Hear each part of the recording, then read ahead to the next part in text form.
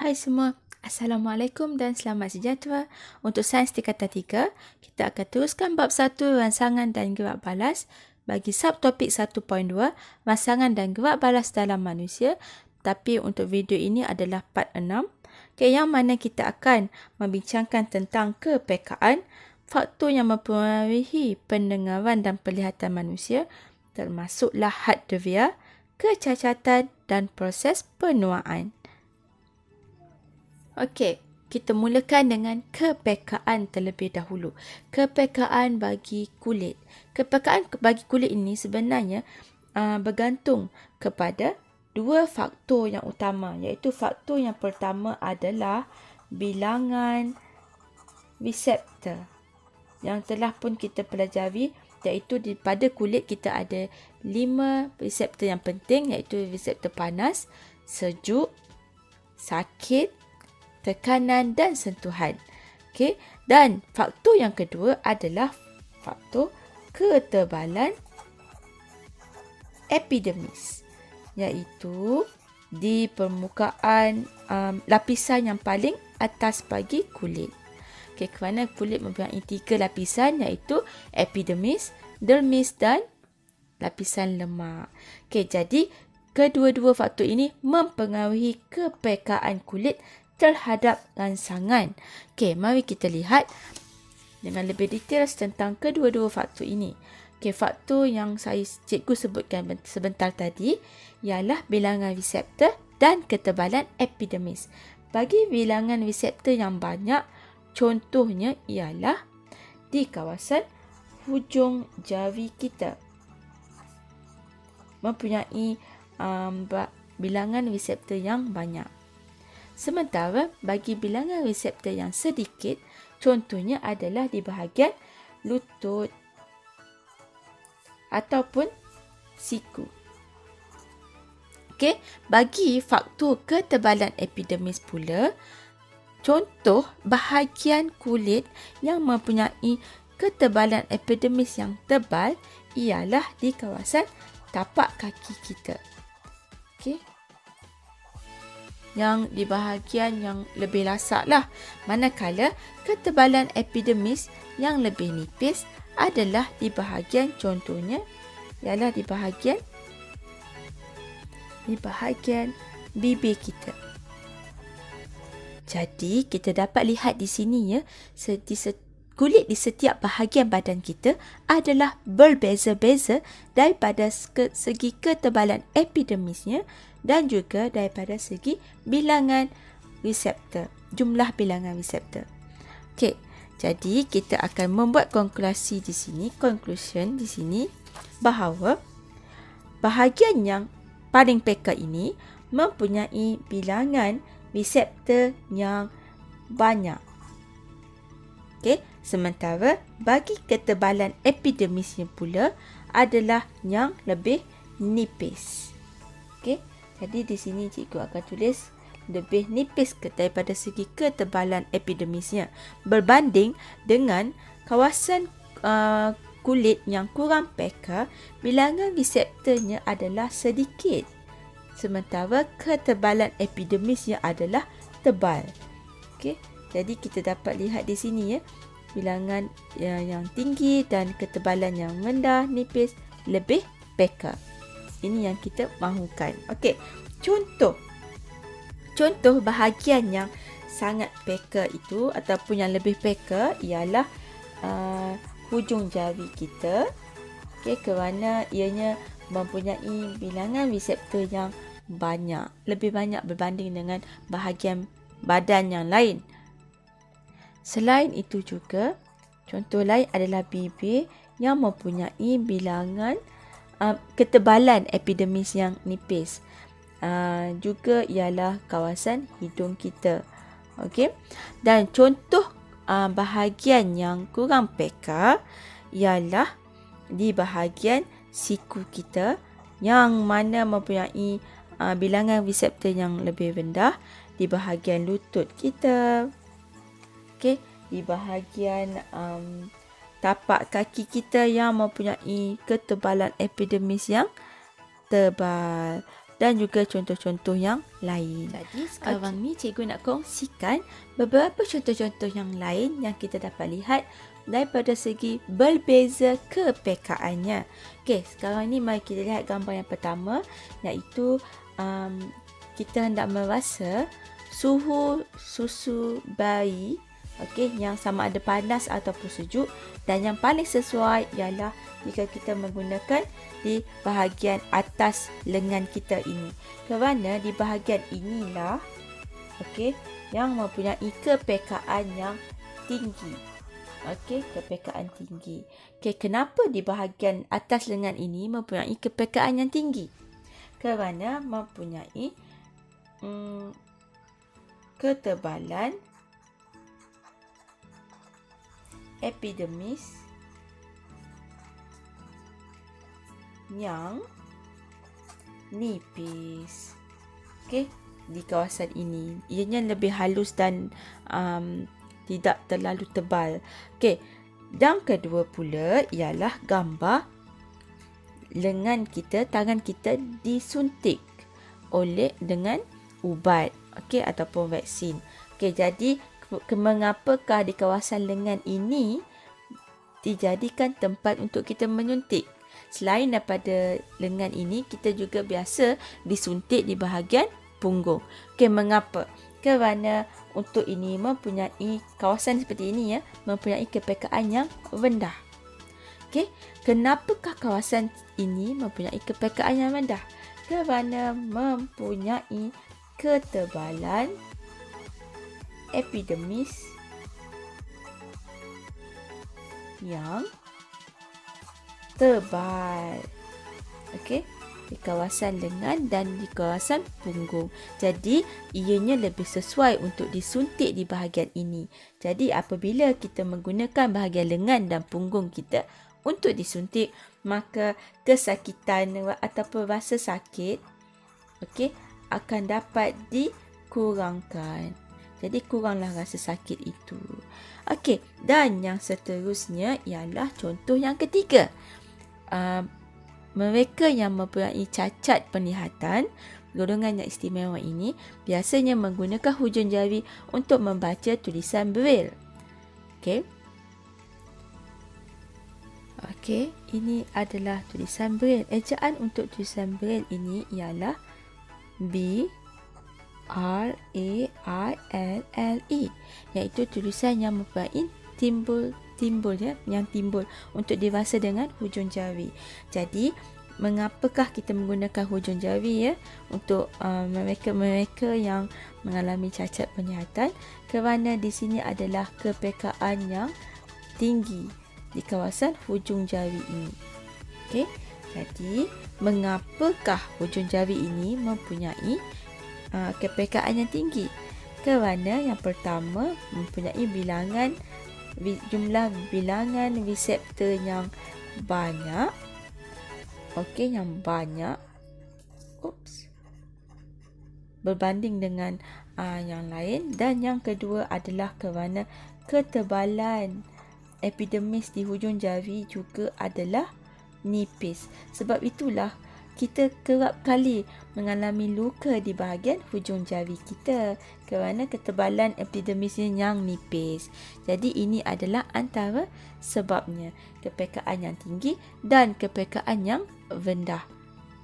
Okey, mari kita melihat pula kepekaan perbezaan kepekaan bagi bahagian lidah kita yang telah pun kita pelajari sebelum ini sebenarnya, tapi kita akan ulang balik ya.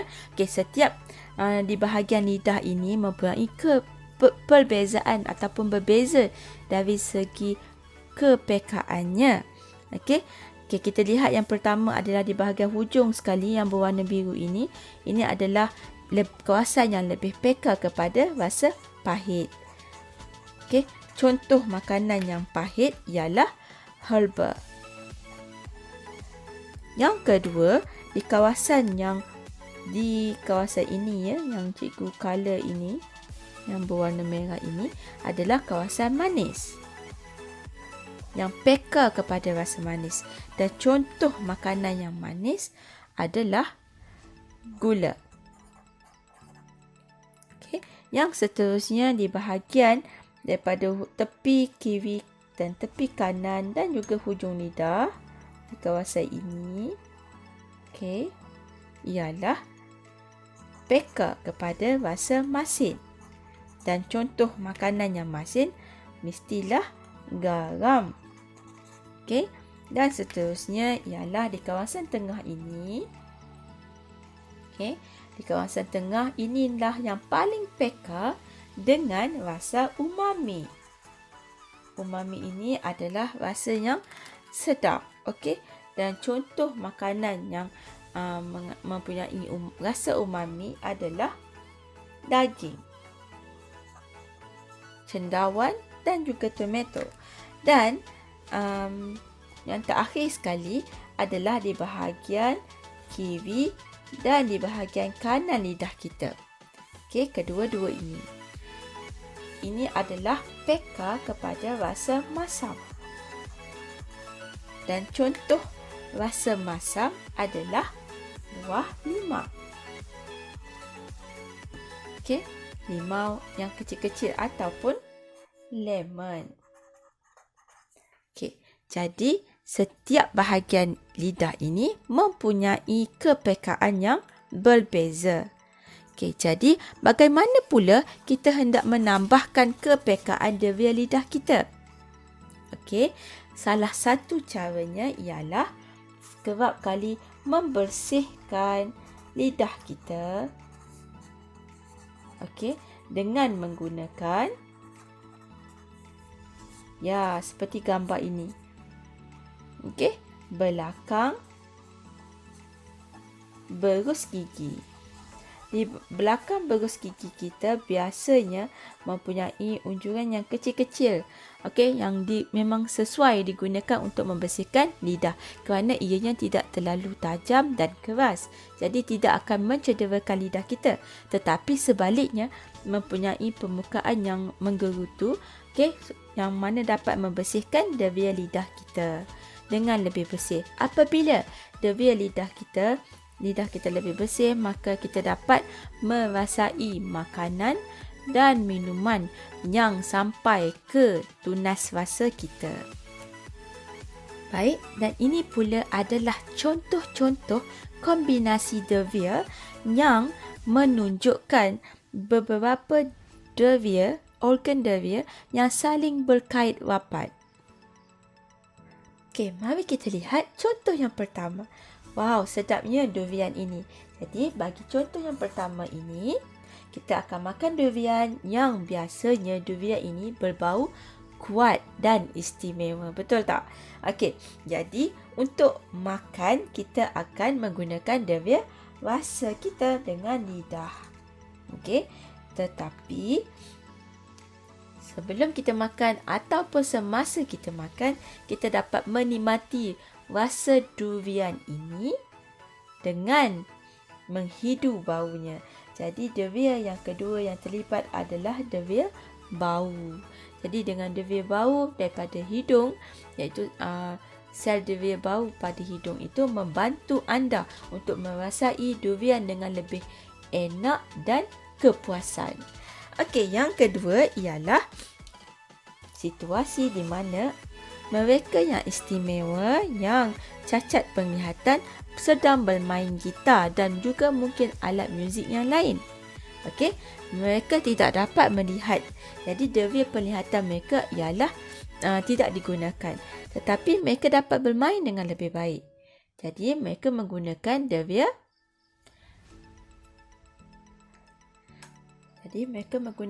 dervia pendengaran. Okey, tak muat.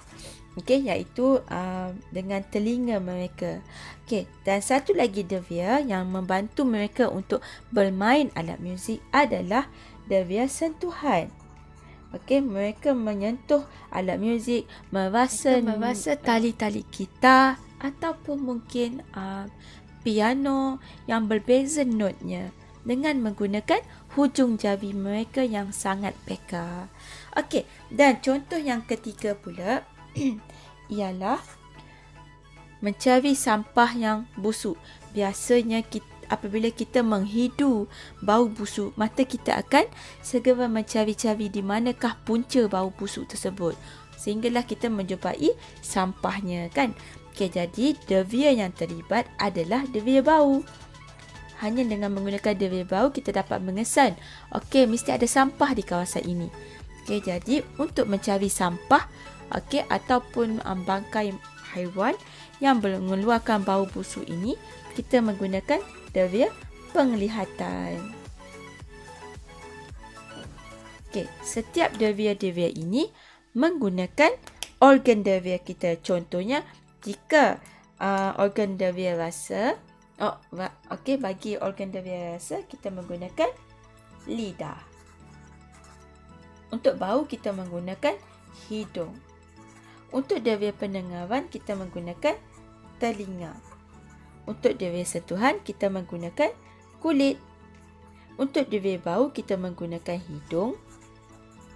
Dan untuk devia penglihatan kita menggunakan mata. Jadi, kelima-lima organ kita ini iaitu lidah, hidung, telinga, kulit dan mata ini saling berkait rapat dan kombinasi ini membantu kita dalam kehidupan harian kita.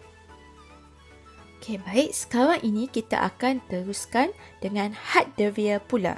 Okey, kita akan fokus kepada had devia penglihatan yang melibatkan mata dan had devia pendengaran yang melibatkan telinga. Jadi kita akan mulakan dengan had devia penglihatan terlebih dahulu. Okey, untuk had devia penglihatan, apakah maksud had devia penglihatan ini?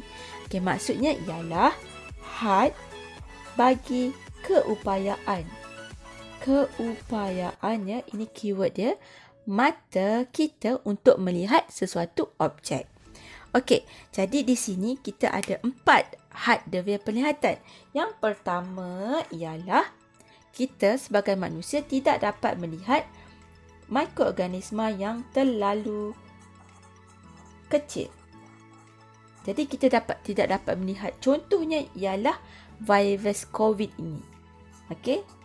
Inilah dia virus corona. Okey, jadi virus, bakteria kita tidak dapat lihat dengan mata kita sendiri, mata kasar kita, kecuali dengan bantuan alat-alat yang lain. Okey, yang kedua pula, mata kita tidak dapat melihat objek yang terlalu jauh.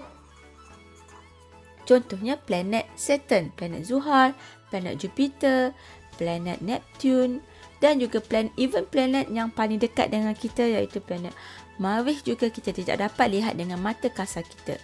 Okey, rupa bentuknya. Jadi kita perlukan bantuan daripada alatan yang lain.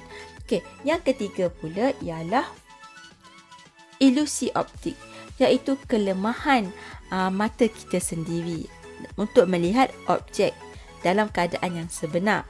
Dan yang keempat adalah titik buta, iaitu mata kita tidak dapat melihat sesuatu objek sedangkan objek itu ada di sekitar kita. Okey, kita akan fokus kepada ilusi optik pula. Okey, bagi ilusi optik ilusi optik ini adalah salah satu daripada had devia kita, had devia mata kita. Okey, apakah dia ilusi optik ini? Okey, dalam keadaan yang mana objek yang dilihat berbeza. Berbeza maksudnya berlainan dengan keadaan yang sebenar.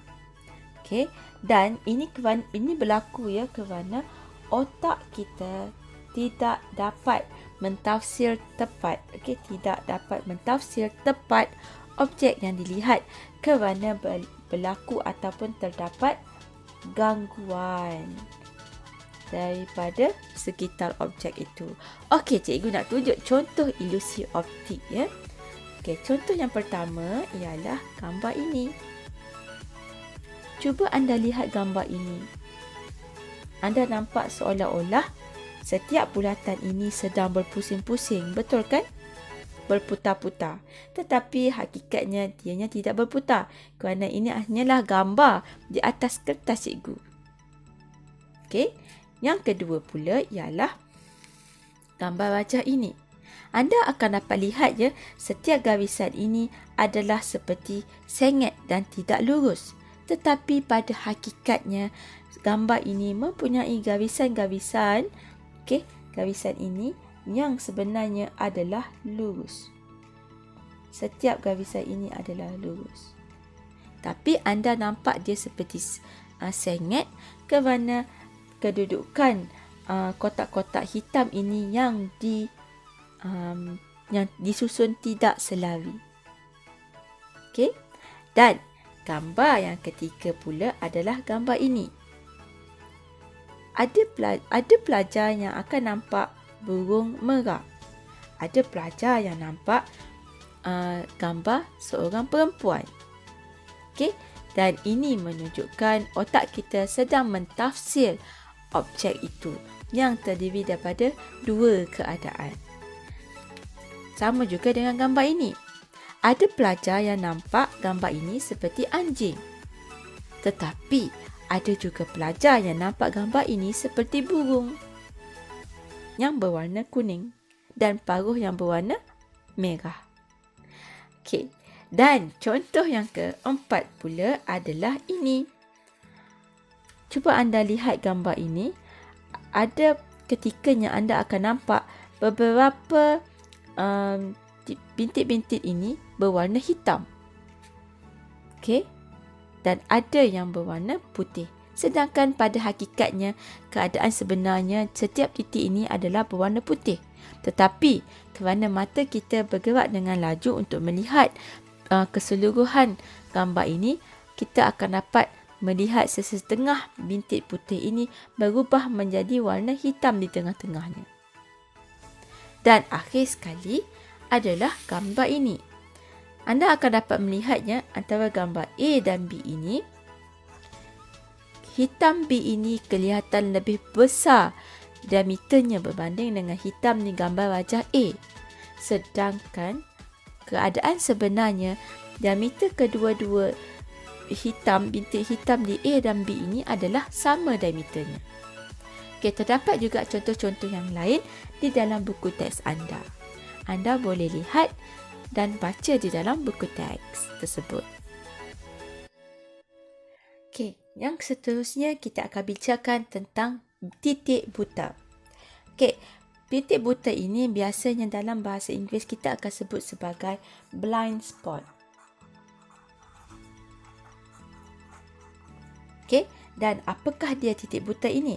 Titik buta adalah bintik buta, adalah imej yang jatuh, keadaan yang mana imej jatuh pada bintik buta pada retina, iaitu lapisan yang paling bawah sekali, yang paling dalam sekali dalam mata kita, yang mana kawasan bintik buta ini adalah tiada fotoreseptor.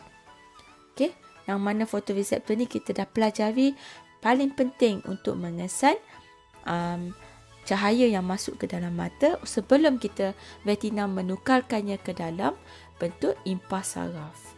Okey, yang kedua pula, objek yang jatuh pada bintik buta ini, okey, tidak dapat dikesan.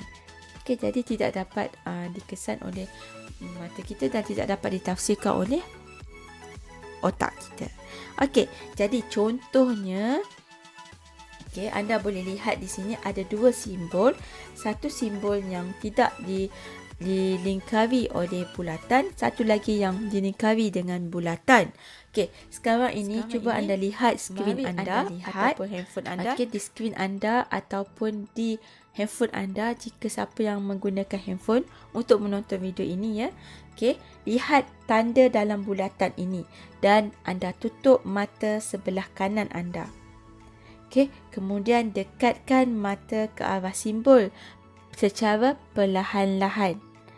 Okey, dan seterusnya anda akan lihat simbol tanpa bulatan ini akan hilang daripada pandangan mata anda pada kedudukan handphone ataupun kedudukan jarak antara mata kita dengan skrin pada kedudukan yang tertentu. Okey, jadi mari anda cuba. Okey, sekarang cikgu nak share dengan anda bagaimanakah situasi titik buta ini di dalam kehidupan harian kita. Okey, contohnya ialah ini. Okey, jika anda dapat lihat ya, di kawasan yang berwarna merah ini adalah kawasan titik buta ataupun blind spot tadi. Okey, cikgu tulis blind spot supaya anda mungkin mudah untuk Google. Okey, jadi di kawasan yang blind spot ini adalah di kawasan blind spot bagi cermin sisi. Di kawasan cermin sisi tidak dapat dilihat ataupun kelihatan kereta di belakang ini. Tetapi ianya dapat dilihat menggunakan cermin pandang belakang di dalam kereta kita kerana ianya bertentangan. Okey, dan jika mata kita tidak melihat kepada cermin pandang belakang ini, tetapi sebaliknya hanya bergantung kepada cermin pandang sisi, maka ianya adalah berbahaya kerana kita tidak menyedari kewujudan kereta di belakang kita. Okey, begitu juga di kawasan ini. Okey, di kawasan ini. Di kawasan ini, ianya merupakan blind spot ataupun titik buta bagi cermin pandang belakang. Okay, kita tidak dapat melihat kewujudan kereta ini jika kita hanya memandang cermin pandang belakang sahaja. Jadi di sini kita dapat lihat betapa pentingnya cermin pandang sisi untuk dilihat dengan kerap.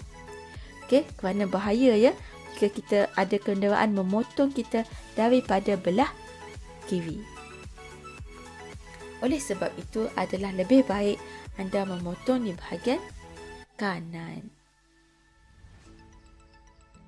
Okey, seterusnya jika anda lihat di kawasan ini, kawasan kereta ini bukanlah berada di kawasan titik buta. Jadi imej bagi kereta ini dapat dilihat di kedua-dua cermin. Begitu juga dalam keadaan ini. Okey, anda dapat melihat dengan terus kewujudan kereta ini dan juga di kawasan cermin pandang sisi. Okey. Ini adalah contoh imej yang kita dapat lihat pada cermin pandang sisi. Tetapi imej bagi kereta di belakang kereta kita tidak dapat dilihat di bahagian cermin pandang sisi. Dan ini adalah berbahaya. Okey. Dan ini adalah peringatan untuk kita ataupun pemandu-pemandu di jalan raya yang mana seringkali berada di belakang kenderaan truk yang besar, di kawasan tepi dan juga di bahagian sisi hadapan. Okey, jika anda berada di bahagian yang ditandakan merah ini, iaitu di kawasan sisi, kawasan belakang dan juga di hadapan, ianya merupakan kawasan titik buta bagi kenderaan ini, truk. Bagi kenderaan yang lebih besar, maka kawasan titik butanya adalah lebih besar dan ini menunjukkan lebih bahaya. Kerana kawasan titik buta yang sangat besar ini mungkin mengakibatkan 2 atau 3 kenderaan tidak dapat dilihat oleh pemandu truk ini. Maka kita perlu berhati-hati apabila berada di kawasan sisi truk ini. Okey, seterusnya kita akan teruskan dengan had deria pendengaran pula, iaitu had keupayaan bagi telinga kita mendengar bunyi. Iaitu kita mempunyai had keupayaannya, iaitu dengan julat frekuensinya, iaitu daripada 20 hingga 20 ribu Hertz. Mudahkan nak ingat, 20 ribu Hertz. Okey, dan ini adalah julat frekuensi bagi seorang manusia normal. Jadi, dalam keadaan julat seperti ini bagi manusia normal, kita tidak dapat mendengar bunyi bagi frekuensi yang lebih rendah daripada 20 Hz dan kita juga tidak dapat mendengar bagi frekuensi yang lebih besar daripada 20,000 Hz ini. Kita hanya boleh dengar frekuensi bunyi daripada 20 hingga 20,000 Hz sahaja. Nak senang ingat ya, 20-20. Okey. Tetapi julat frekuensi ini adalah berbeza. Okey, berbeza daripada bagi setiap individu. Ada orang yang boleh dengar frekuensi yang lebih rendah tetapi tidak dapat mendengar frekuensi yang tinggi. Mungkin julatnya yang dia boleh dengar lebih kurang 30 hingga 10,000 sahaja. Atau mungkin 100 hingga 18,000 Hz. Ianya sangat berbeza-beza bergantung kepada beberapa faktor. Salah satu faktornya ialah faktor usia. Okey. Semakin meningkat usia, semakin kecil julat frekuensinya. Maksudnya apabila usia bertambah, julat frekuensi akan berkurang. Okey? Tidak lagi 20 hingga 20,000. Mungkin macam cikgu cakap tadilah 100 hingga 10,000 sahaja, ataupun mungkin 200 hingga 8,000 sahaja. Okey? Jadi ini kerana ya, apabila usia kita sudah semakin bertambah ataupun makin tua, gegenap telinga kita menjadi kurang kenyal. Kurang kenyal ini bermaksud ia tidak dapat bergetar dengan lebih kerap. Macam kita ketahui ya, makin tinggi frekuensi maka kekerapan getaran itu adalah semakin tinggi. Tetapi apabila gegenap telinga ini kurang kenyal, jadi dia sukar untuk bergetar. Oleh itu kita tidak dapat mendengar frekuensi dalam frekuensi yang tinggi. Okey? Dan faktor-faktor lain juga adalah kemungkinan disebabkan oleh faktor penyakit. Contohnya ialah penyakit kencing manis, okey, yang mengganggu sistem ataupun proses pendengaran telinga, dan juga faktor-faktor yang lain. Mungkin kerana faktor terlalu kerap terdedah kepada bunyi yang bising, ataupun kekerapan terdedah bunyi bising yang dari tempoh yang lama. Okey, bunyi yang kuat. Okey, ini adalah faktor-faktor lain yang menyebabkan perbezaan frekuensi. Jadi, apabila kita menceritakan tentang perbezaan usia ini ya, mungkin bagi bayi frekuensi yang rendah bayi dapat dengar, dan frekuensi yang tinggi juga bayi dapat dengar. Berbeza dengan kita yang semakin dewasa ini, mungkin julatnya adalah lebih kecil dan mungkin lebih kecil bagi orang yang lebih berusia. Setelah kita mempelajari tentang hardware penglihatan dan juga hardware pendengaran, mari kita pelajari pula alatan yang mungkin dapat membantu kita mengatasi hardware kita ini. Okey, bagi penglihatan, okey, yang pertama adalah alat yang kita biasa lihat di dalam makmal kita, iaitu mikroskop cahaya. Okey, ini namanya adalah mikroskop cahaya yang kita menggunakan lampu di bawah ataupun kita menggunakan cermin untuk memantulkan cahaya daripada luar. Okey, yang kedua adalah mikroskop elektron yang biasanya terdapat di makmal-makmal universiti, college dan juga di kawasan hospital ataupun syarikat-syarikat yang besar. Okey, dan untuk kedua-dua mikroskop ini adalah untuk membantu kita melihat objek ataupun mikroorganisma yang terlalu kecil. Okey, jadi dengan menggunakan mikroskop ini kita dapat lihat objek yang kecil seperti virus, bakteria dan sebagainya. Okey, yang kedua adalah ini yang kita namakannya sebagai binokular, ataupun kita biasa sebut teropong kan. Okey, dan yang kedua adalah ini, iaitu teleskop. Okey, dan teleskop ini biasanya kita gunakan untuk melihat planet, bintang, galaksi, bulan.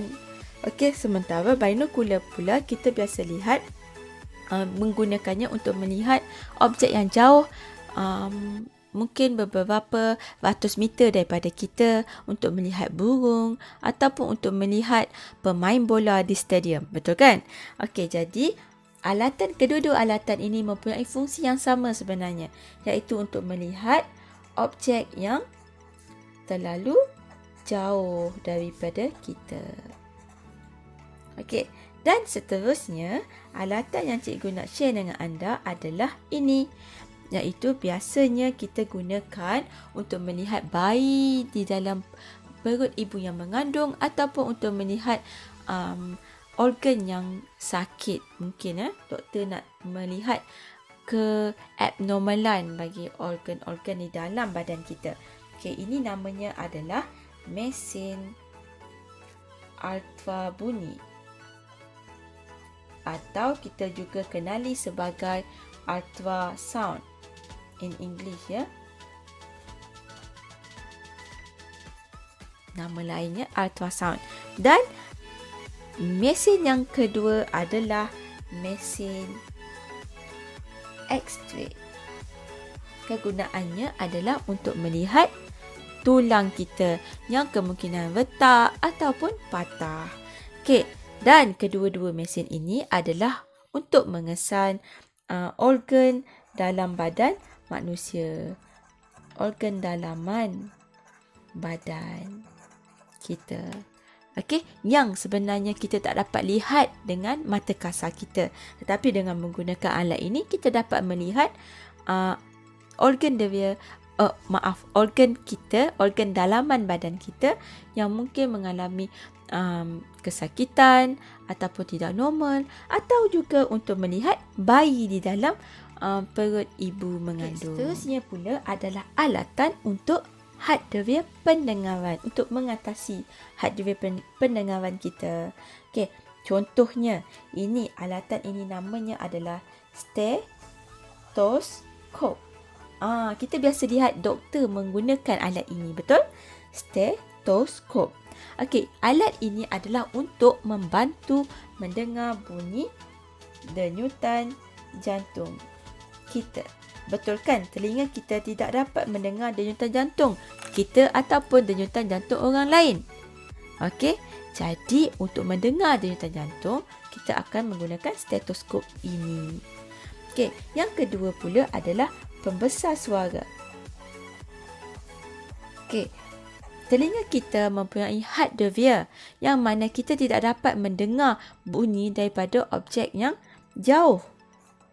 Okey, contohnya jika dewan sekolah kita besar ataupun tapak perhimpunan kita besar dan pengetua sedang bercakap di hadapan perhimpunan, kita tidak dapat mendengar suara pengetua dengan jelas. Jadi, pengetua sekolah kita perlu menggunakan mikrofon dan pembesar suara agar suaranya dapat didengari oleh semua pelajar walaupun berada jauh ataupun di barisan yang paling belakang dalam perhimpunan itu. Tujuannya adalah untuk menguatkan bunyi. Okey, jadi kedua-dua alat ini membantu hardware mengatasi hardware pendengaran kita. Okey, untuk atasi pendengaran. Okey, seterusnya topik yang ketiga, subtopik yang ketiga kita akan bincang hari ini adalah tajuk kecacatan. Tertinggal N. Okey. Dan kecacatan yang kita nak fokus juga sama macam hardware tadi, iaitu penglihatan, okey, kecacatan mata dan juga pendengaran, kecacatan telinga kita. Okey, kita akan fokus dulu kepada kecacatan penglihatan kita. Okey, bagi kecacatan penglihatan, kita akan fokus kepada tiga kecacatan yang utama dan biasa dihadapi, iaitu rabun jauh, rabun dekat dan astigmatisme. Okey. Dan ketiga-tiga ini akan dapat dibetulkan dengan menggunakan kaedah menggunakan kanta. Jadi mari kita lihat satu persatu apakah nama-nama kanta yang boleh membetulkan atau membantu kita mengatasi kecacatan penglihatan ini. Kanta yang pertama yang bentuk seperti ini, kita namakan dia sebagai kanta cembung. Senang dia nak ingat ya. Dia kembung kan. Kedua-dua side ni kembung. Jadi cembung. Kembung, cembung. Ini pula adalah kanta cekung. Sama juga kita boleh nampak yang dia melengkung ke dalam. Jadi cekung. Lengkung, cekung. Kembung, cembung. Mudah je nak ingat. Dan yang ketiga dan yang keempat adalah kanta silinder. Kanta silinder ini sebenarnya adalah kanta cembung tetapi yang diseparuhkan. Maksudnya setengah sahaja. Dan kanta silinder ini juga sebenarnya adalah kanta cekung tapi yang disetengahkan. Kalau kita dapat lihat di sini ya, satu belah dia adalah lurus dan di sebelah ini juga adalah lurus. Dan ini yang kita kenali sebagai kanta silinder. Dan ketiga-tiga ini mempunyai peranannya yang tersendiri bagi membantu mengatasi ketiga-tiga kecacatan ini. Mari kita belajar sama-sama. Mari kita fokus tentang babun jauh terlebih dahulu. Antara faktor kecacatan babun jauh ialah kita gunakan perkataan jauh ya. Babun jauh. Jadi objek jauh lah yang kita tidak dapat lihat dengan jelas ataupun kabur. Jadi nak mudah ingat, babun jauh tidak dapat tengok objek jauh dengan jelas. Jauh-jauh. Dan kerana ianya adalah objek yang jauh, maka imej itu hanya difokuskan di depan retina. Tidak dapat sampai ke retina. Hanya di depan sahaja. Sebab dia jauh, datang daripada objek yang jauh. Dan sebab yang lain adalah kerana kanta mata yang terlalu tebal. Atau juga ada juga manusia yang dilahirkan dengan bola mata yang terlalu panjang. Jadi kita pun tahu ya, setiap manusia tidak sama daripada segi ketebalan kanta matanya dan juga kepanjangan bola matanya kerana kita berbeza-beza genetiknya. Jadi kaedah untuk membetulkan ataupun untuk membantu mereka yang mengalami babun jauh ini ialah menggunakan cermin mata yang menggunakan kanta ini yang melengkung ke tengah ini, yang ramping ini, yang kita sebut sebagai kanta cekung. Melengkung. Nipis di bahagian tengah. Jadi disebabkan faktor yang pertama tadi kita bincang adalah kanta mata yang terlalu tebal. Jadi disebabkan dah tebal sangat, kanta matanya tebal di sini, maka kita perlu nipiskan dia dengan menggunakan kanta yang nipis di tengah. Disebabkan itu kanta cekung adalah paling sesuai digunakan untuk masalah kanta mata yang tebal ini. Kita nipiskan. Jadi cara untuk melukisnya ialah kita lukiskan kanta cekung di hadapan mata kita. Kemudian dengan menggunakan pembaris dan kita akan lukiskan. Objek itu datang daripada jauh, jadi dalam keadaan yang garisan yang selawi seperti ini. Kemudian sampai ke kanta, melalui kanta dan sehinggalah sampai ke retina. Kalau tadi objek image ia tidak sampai ke retina, dia hanya sampai di depan saja kerana kanta mata yang tebal. Dan faktor yang kedua pula adalah bola mata yang panjang. Okey, mungkin bola mata dia besar jadi panjang. Bila panjang juga sama, imej itu berada kat depan retina, dia tak dapat sampai ke retina. Tambahan lagi objek itu pun daripada jauh. Okey, jadi kaedah yang sama juga, cara melukisnya juga sama. Anda hanya perlu melukis kanta cekung, okey, yang melengkung di tengah. Kemudian kita lukiskan gavisan yang selari, iaitu menandakan objek ini datang daripada jauh melalui kanta. Okey, kemudian akan difokus, kanta cekung akan difokuskan ke kanta mata kita sehinggalah sampai ke retina. Okey, begini.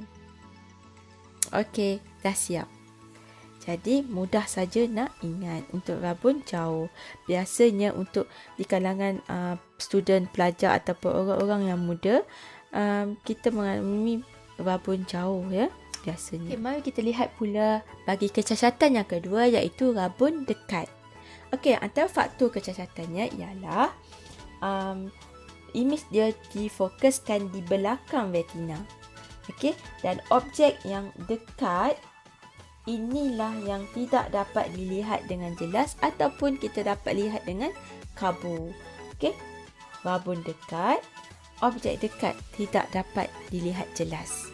Dan biasanya ini berlaku di kalangan manusia, mereka-mereka yang sudah meningkat usia. Tetapi ada juga kecacatan ini berlaku pada mereka yang di usia muda ataupun di usia kanak-kanak, kerana ia mengalami faktor lain juga ya, kerana mempunyai kanta mata yang mungkin terlalu nipis atau juga dilahirkan dengan bola mata yang terlalu pendek. Okey, boleh nampak jelas kan?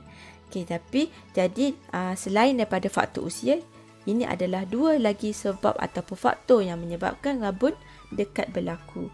Dan kerana dia dekat, jadi objek itu adalah dekat ya, dalam keadaan yang seperti inilah, berbeza dengan gambar wajah tadi. Gambar wajah tadi kita gunakan untuk sinar yang jauh dalam keadaan yang gavisan ini selari. Sedangkan ini lebih fokus kerana objek yang dekat. Okey. Jadi kalau kita lihat ya di sini, kanta matanya yang nipis. Jadi kita akan betulkan dengan kanta mata yang lebih tebal. Okey, yang lebih tebal di tengah-tengahnya, yang lebih kembung ialah kata cembung. Kembung, cembung. Okey, yang mana diameter tengahnya adalah lebih tebal berbanding dengan kanta cekung tadi yang melengkung ke dalam. Okey, jadi kalau kita lihat ya, faktor yang pertama adalah kerana kanta mata yang nipis. Okey, disebabkan nipis, jadi kita bantu tebalkan dia dengan menggunakan kata cembung. Okey, kita lukis kata cembung di sini di hadapan mata. Kemudian kita lukiskan lukisan gambar wajah sinarnya.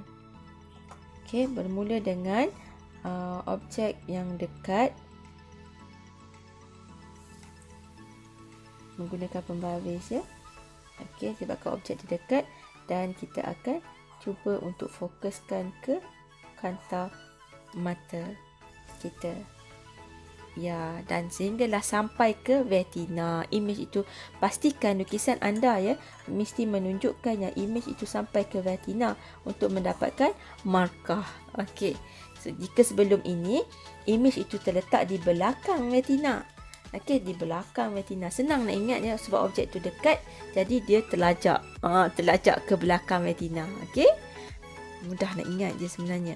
Okey, yang kedua pula, faktor yang kedua adalah kerana bola matanya pendek. Jadi apabila bola mata dia pendek, maka imej itu juga berada dekat belakang. Sebab pendek sangat bola mata ni, jadi terlajak juga ke belakang retina. Jadi kita nak betulkan supaya imej ini berada jatuh pada retina. Jadi kita gunakan kata cembung. Okey. Sama juga kita lukis kata cembung dan imej okey di sini, dekat saja imej dia, lebih fokus ya. Maaf, terlajak pula. Okey, ini lebih fokus dan seterusnya kita akan fokuskan dia ke kanta mata kita.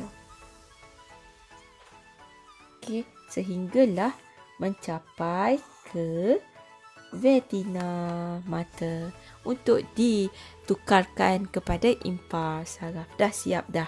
Babun dekat.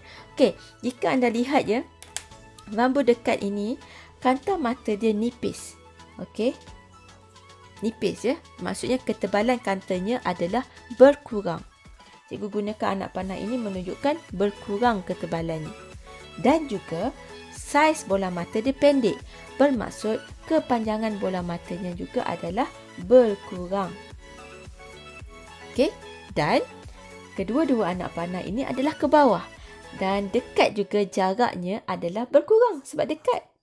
Jadi jika dekat, semuanya anak panah ke bawah. Nipis, pendek. Dekat, nipis, pendek. Berbeza ya dengan rabun jauh tadi. Okey, kanta matanya adalah tebal. Maksudnya ketebalannya adalah tinggi, tebal. Dan bola matanya juga panjang. Maksudnya saiz bola mata ataupun kepanjangan bola mata adalah tinggi. Dan rabun jauh. Jauh maksudnya jarak yang panjang. Okey, anak panah ke atas. Jadi untuk jauh, tebal dan panjang. Anak panah semuanya tinggi. Jauh, tebal, panjang. Sementara dekat, nipis, pendek. Harapnya mudah untuk anda ingat. Okey, baik. Mari kita membuat sedikit ulang kaji perbezaan rabun jauh dan rabun dekat. Berdasarkan pengalaman cikgu, ramai pelajar keliru dengan rabun jauh dan rabun dekat ni.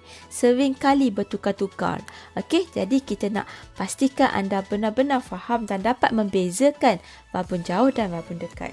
Okey, rabun jauh tidak dapat lihat ataupun kabur dengan objek yang jauh.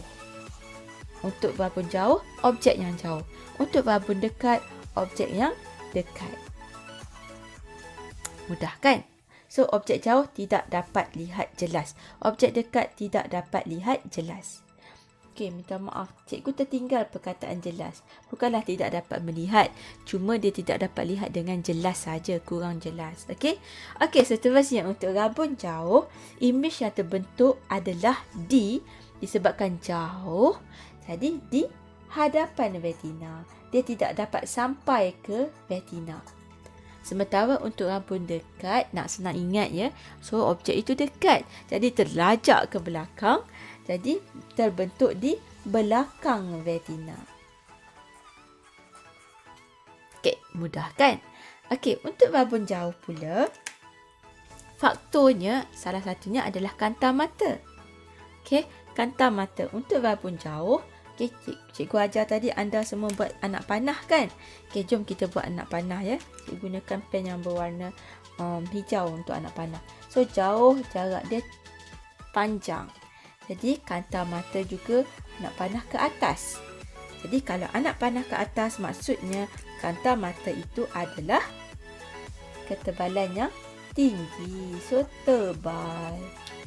Okay, sementara bola matanya juga adalah anak panah ke atas.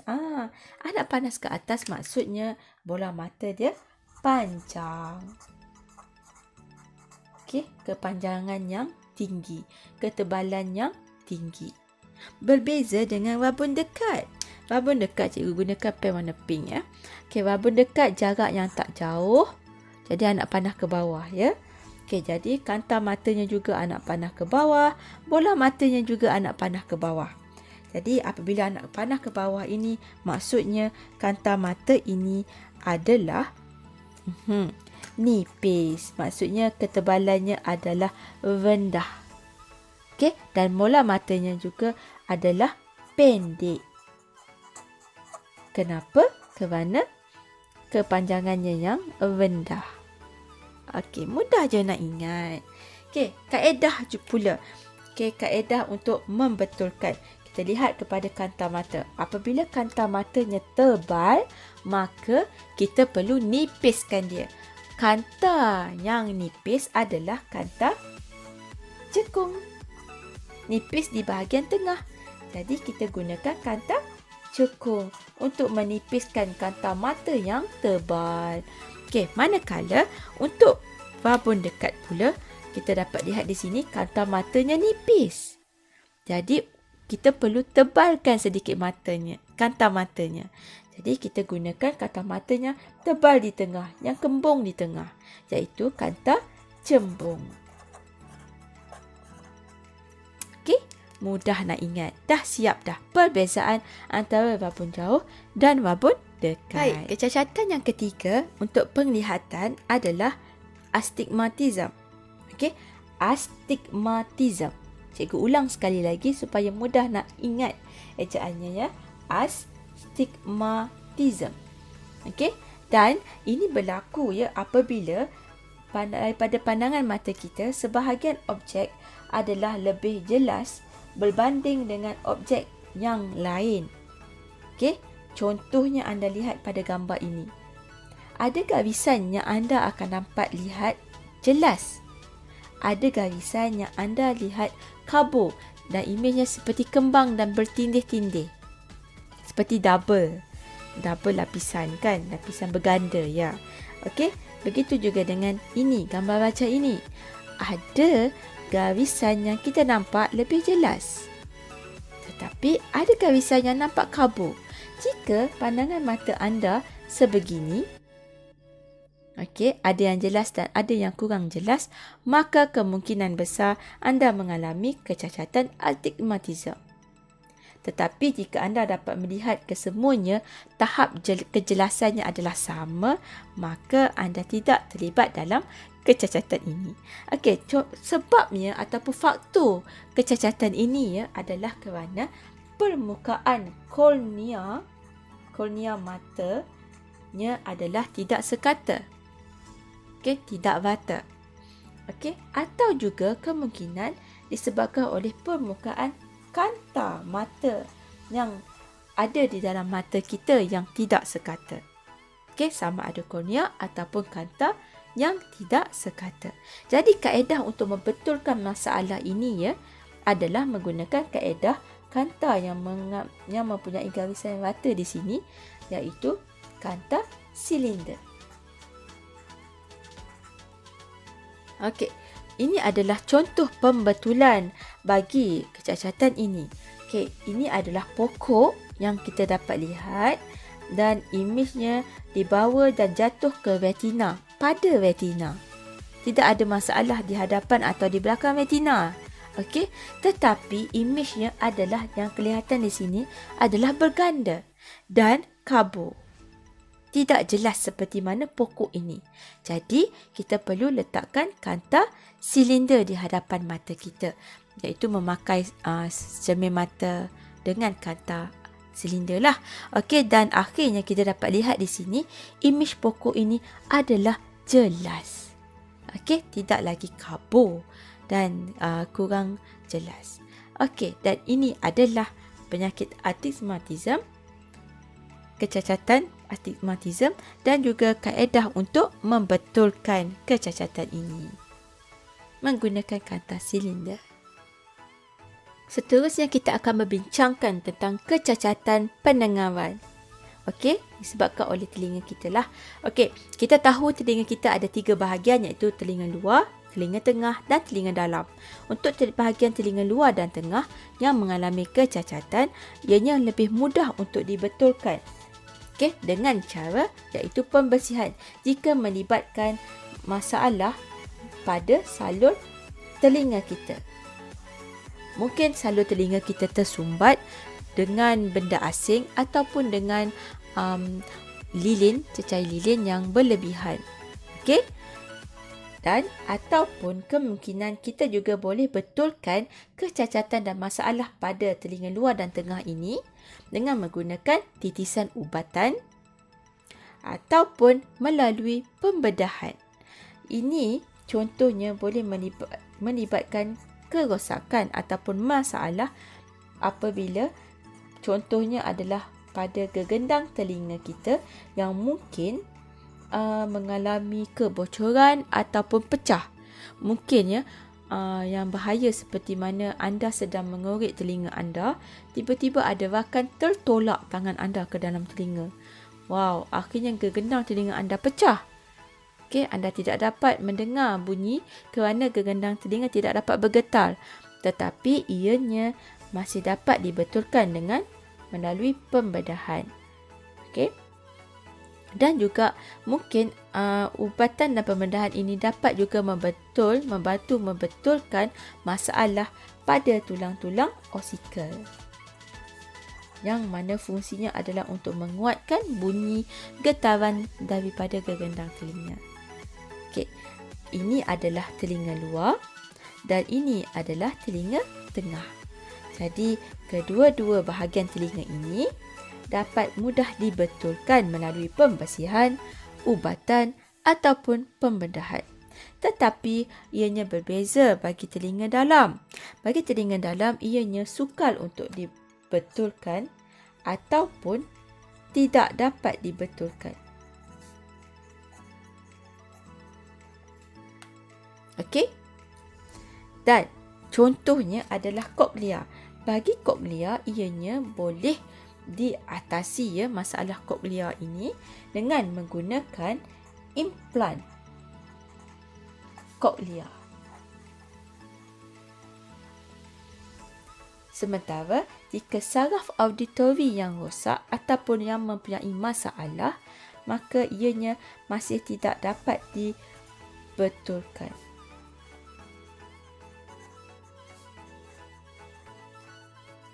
Sama ada menggunakan ubatan ataupun pembedahan. Okey. Ini pula adalah contoh implan koklea yang telah pun cikgu beritahu sebentar tadilah ya. Okey, ianya kita masukkan implan itu pada koklea di sini, pada struktur koklea kita. Kemudian di sini cikgu akan dengan sini akan berlaku keluar daripada salur telinga sehinggalah dibawa ke penerima implan dan dibawa ke mikrofon di atas kepala kita. Okey, dan ini adalah rupa implan daripada luar.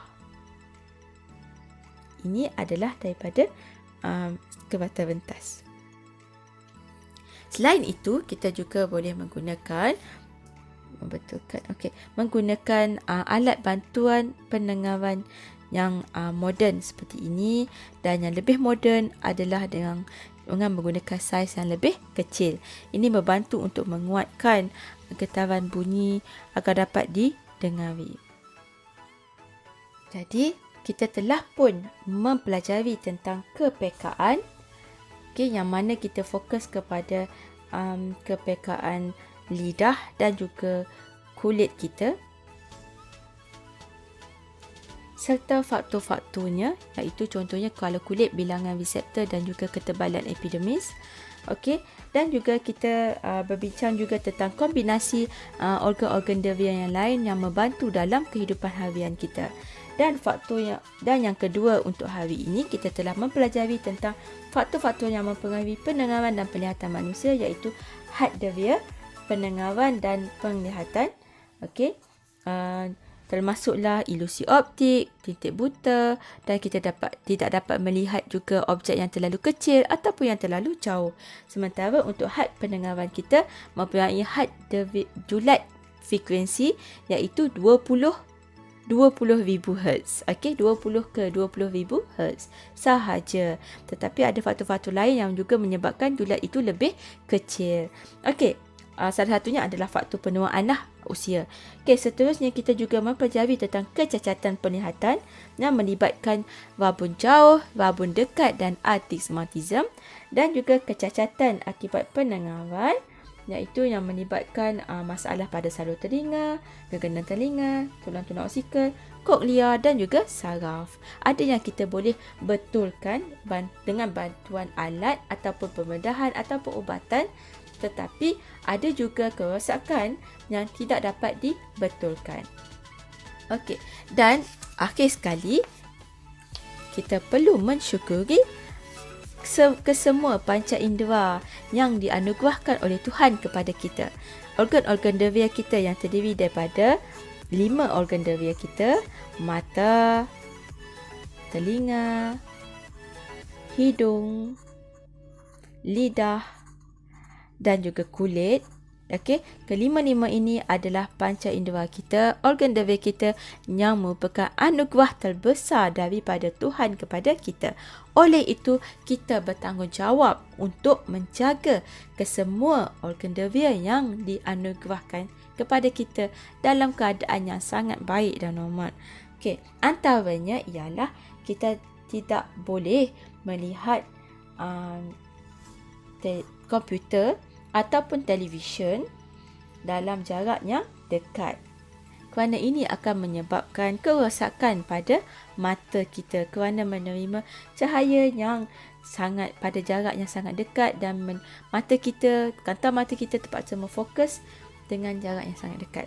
Okey, dan ini adalah poster yang betul, iaitu kita perlu menonton televisyen ataupun melihat komputer pada jarak yang jauh, yang sesuai. Okey, yang seterusnya adalah jangan bermain game menggunakan handphone, okey, pada jarak yang dekat, dan juga bagi tempoh masa yang lama. Okey, terutamanya anda lah ya, janganlah main game yang sampai 5 jam, 6 jam sampai tak makan dan tidak belajar. Okey, ini boleh menyebabkan kerosakan pada mata anda. Dan seterusnya, tolong jangan mendengari bunyi yang sangat kuat. Dan jangan dengar bunyi yang sangat kuat ataupun headphone dalam tempoh masa yang sangat lama. Okey, kita perlu hadkan pendengaran telinga kita daripada bunyi yang kuat dalam tempoh masa yang lama untuk menjaga dervia pendengaran kita. Okey, antara kerjaya yang mempunyai risiko yang tinggi terhadap panca indera ataupun organ dervia kita adalah bomba.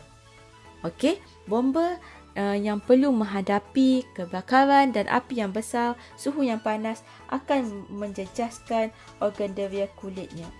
Kulit yang terdedah kepada kesan kepanasan. Ya, kulit kita mempunyai reseptor panas yang sangat bagus. Jadi ianya akan menyebabkan kepanasan daripada. Kerjaya yang kedua pula adalah pekerja di lapangan kapal terbang yang terpaksa menggunakan penutup telinga. Okey, bagi menghalang telinganya mendengar bunyi yang bising dan bunyi yang kuat daripada enjin kapal terbang. Jadi ini akan merisikokan telinganya, iaitu dervia pendengarannya.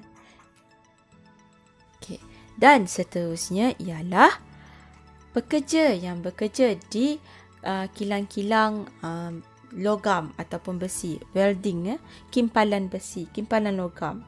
Okey, yang terpaksa melihat cahaya yang sangat terang dalam tempoh masa yang lama, juga terpaksa mendengar bunyi yang sangat kuat daripada kimpalan logam ini. Jadi ianya merisikokan matanya daripada cahaya yang sangat terang, tempoh masa yang lama dan juga telinganya. Okey, jadi untuk itu bomba perlu memakai pakaian yang tebal dan mempunyai lapisan penebat agar dapat melindungi kulitnya daripada haba yang panas. Sementara pekerja di lapangan kapal terbang perlu menggunakan pelindung penutup telinga untuk melindungi daripada bunyi yang sangat kuat. Sementara untuk pekerja kimpalan logam perlu menggunakan penapis cahaya, okey, yang gelap, okey, untuk melindungi matanya, dan juga penutup telinga supaya dapat melindungi telinganya daripada bunyi yang kuat dalam tempoh masa yang lama. Dan seterusnya, kita sebagai manusia yang telah diberi organ dervia yang normal oleh Tuhan sebagai satu anugerah, perlu sentiasa mensyukuri dan juga melindungi organ dervia kita dengan baik. Okey, semoga video ini bermanfaat untuk anda dan jangan lupa like dan subscribe video ini. Sebarang soalan ataupun komen anda boleh tulis di ruangan komen di bawah video ini. Dan cikgu akan cuba untuk menjawab soalan anda dan juga mungkin memperbaiki kualiti video daripada komen membina anda. Okey, terima kasih semua.